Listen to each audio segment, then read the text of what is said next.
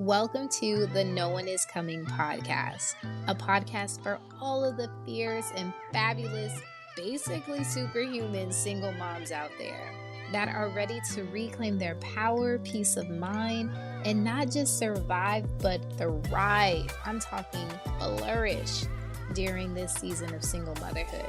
Because girl, it's hard. I know. I feel you. I see you. And you are not alone. Hello, beautiful people. Welcome to episode 2 of the No One Is Coming podcast. I am your host, Janaia. And today I want to talk about a topic that many of us can relate to or are even dealing with. And that is navigating co-parenting after the end of a relationship.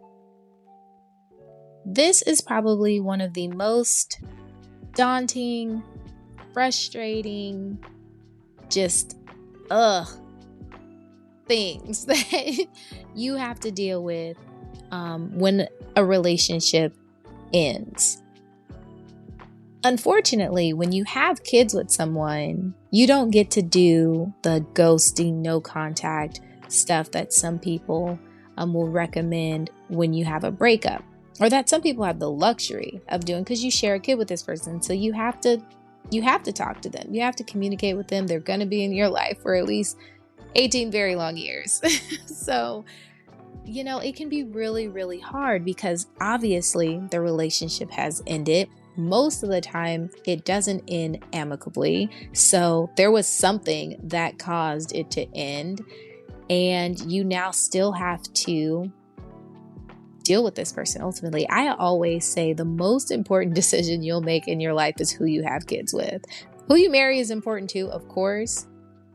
But who you have kids with, because sometimes it's not always the same person, is the most important decision you will make because it has such a big impact on your life. But that is neither here nor there. That's not what we're talking about today.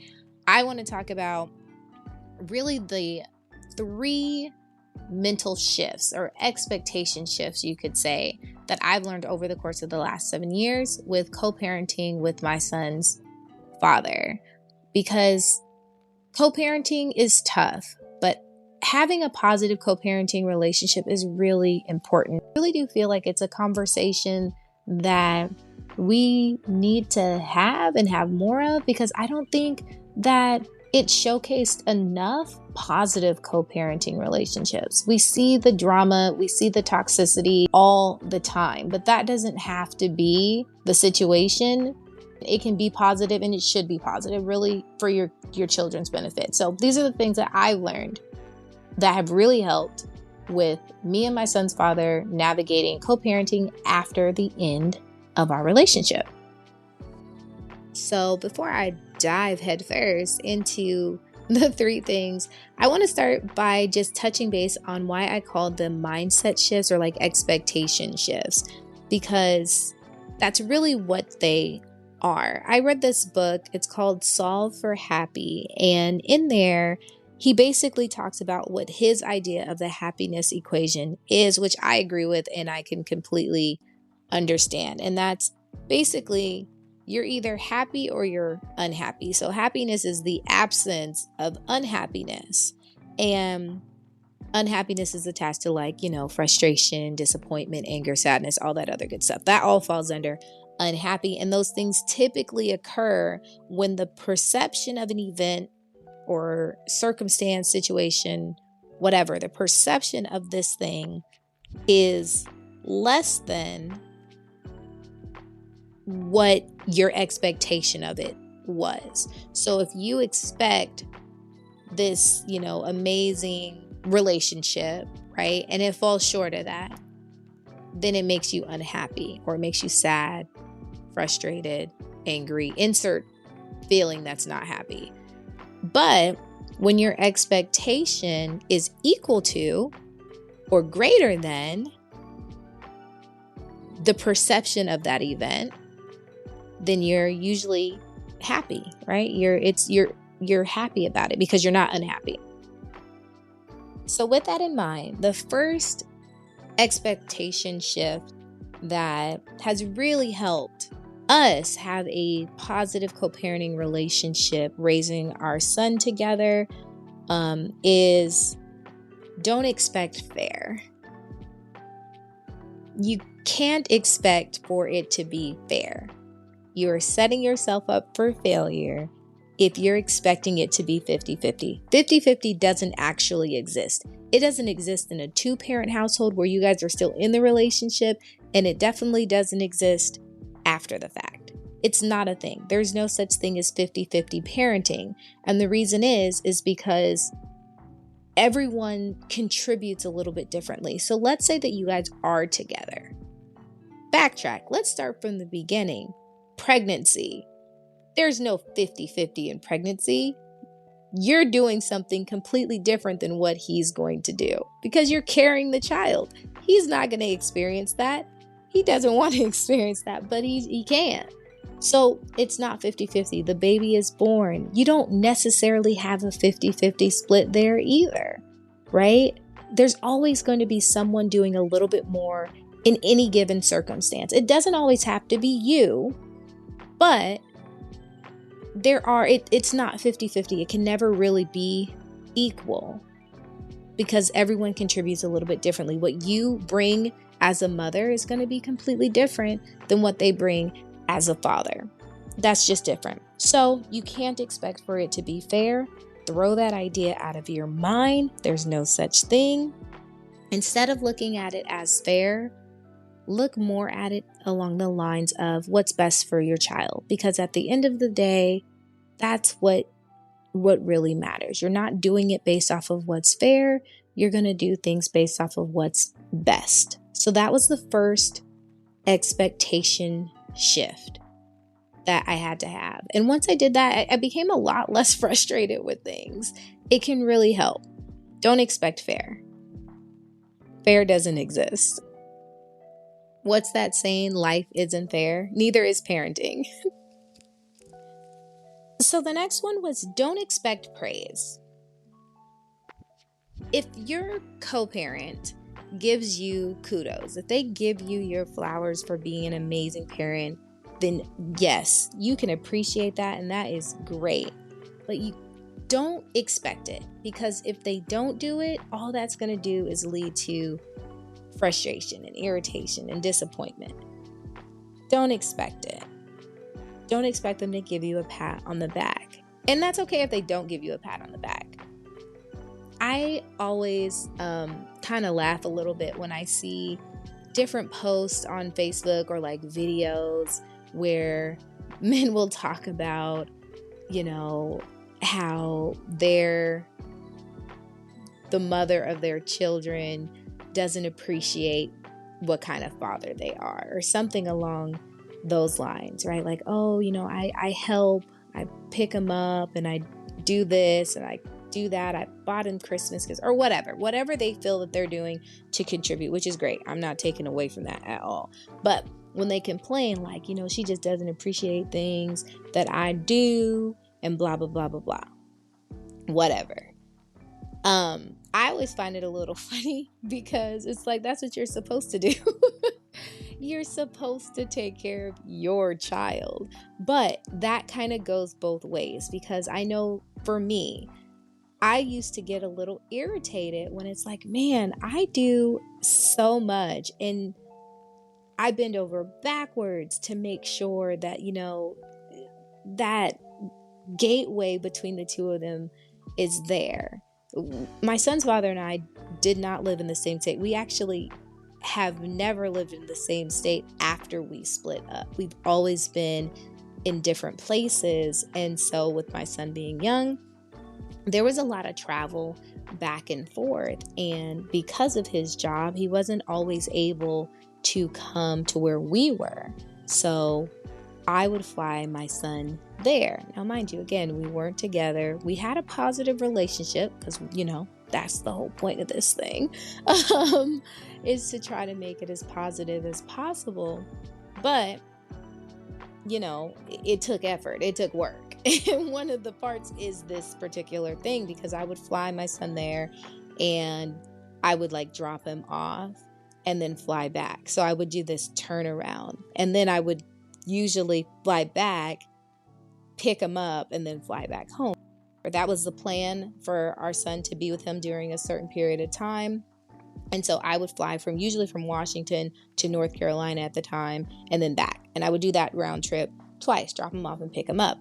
And so for me, I'm like, man, it would be nice if it was like appreciated. Not that I don't think he appreciated. I know that he did, but it could get a little irritating if, maybe one day I don't do it.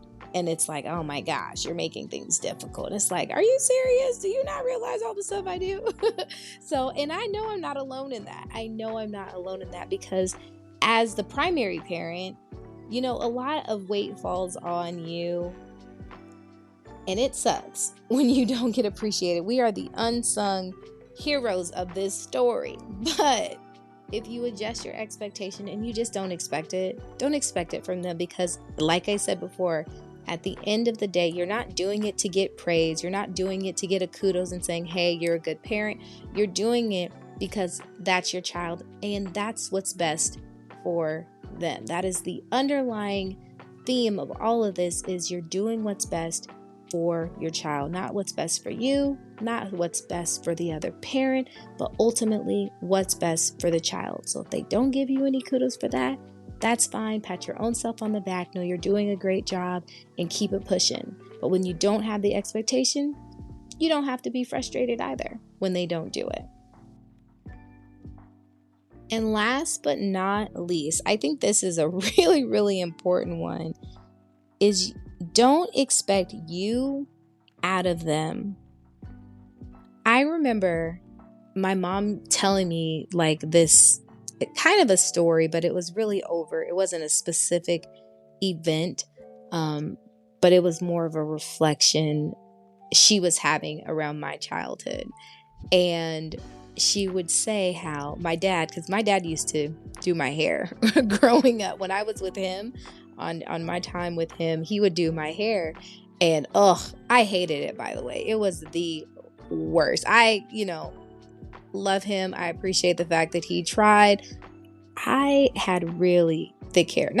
I still do. I have really thick hair, like the real thick, kinky, coily 4C hair. And I've always had that. And my dad was not the gentlest of hands. I don't know.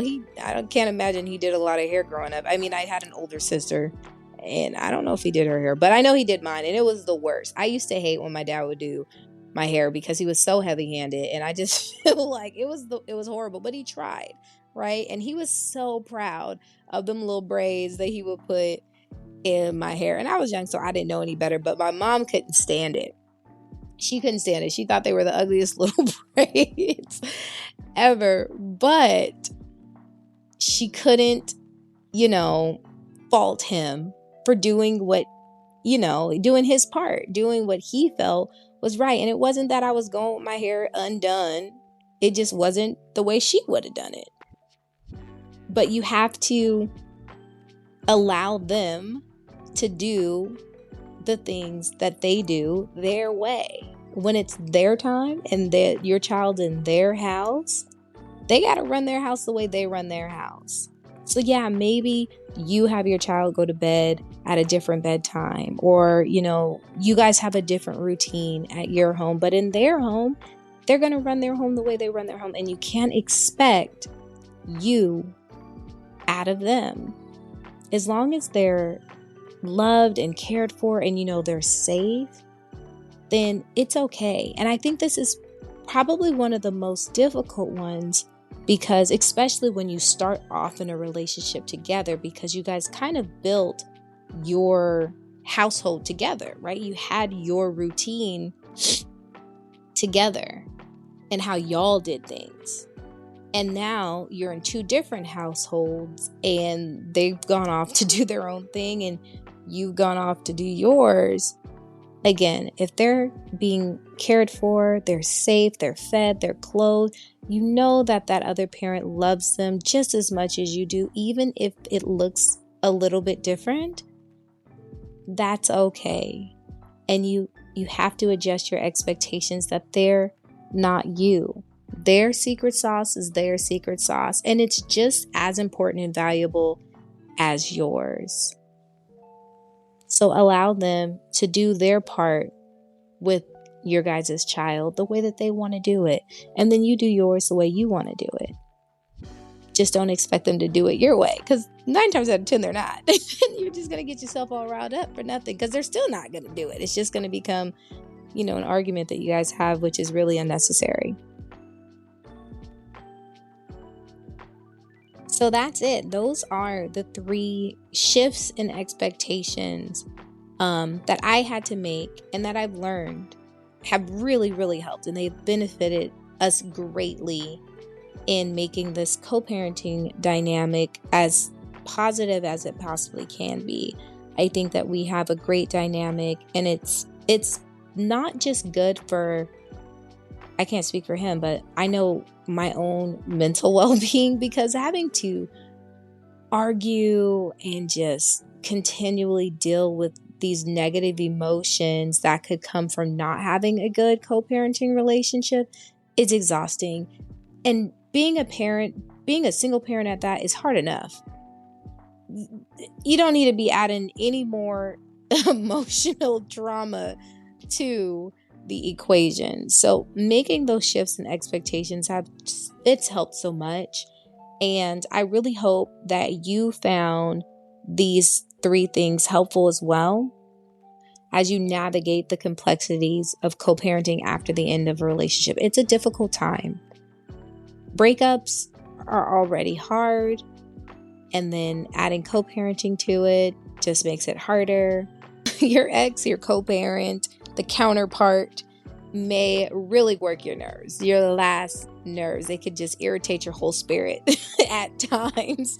And I get that. I get it. But at the end of the day, like I've said multiple times throughout this episode, you're doing it for your children. And it really is beneficial, so beneficial for children to have both of their parents when possible. If both mom and dad want to be active in their child's life, there are things that kids get from their mothers, and there are things that kids get from their fathers, and they're both equally as important. And it's so beneficial for your children to have both parents, not only just to have them, but for them to also see their parents having a healthy relationship, even if not together. Thank you for tuning in to No One Is Coming.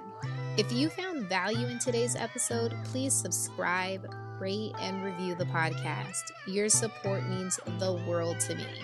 Until next time, remember that you are enough, you are worthy, and you are not alone. Keep shining, girl.